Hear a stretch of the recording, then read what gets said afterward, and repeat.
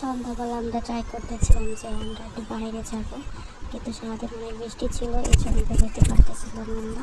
আমরা ভাবতেছিলাম বের হলে হয়তো বা বৃষ্টি পাবো, কারণ হচ্ছে সারাদিকে পানি জমে গেছে।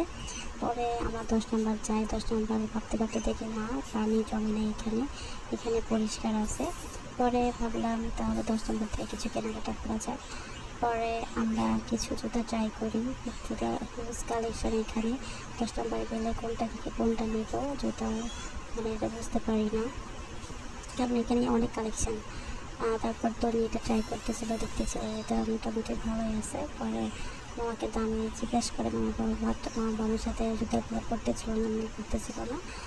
পরে ও অন্য একটা জুতা ট্রাই করে, আমিও দেখতেছিলাম জুতা।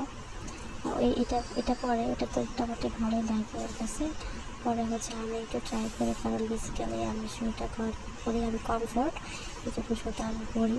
পরার পর দেখি না, এটা মোটামুটি ভালোই আছে। পরে আমরা মালাই চা খাই, মালাই চা অর্ডার দিই।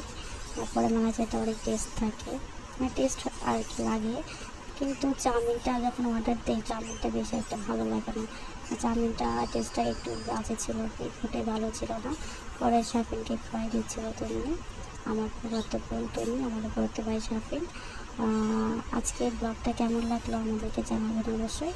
ধন্যবাদ সবাইকে আমাদের ব্লগটা দেখার জন্য।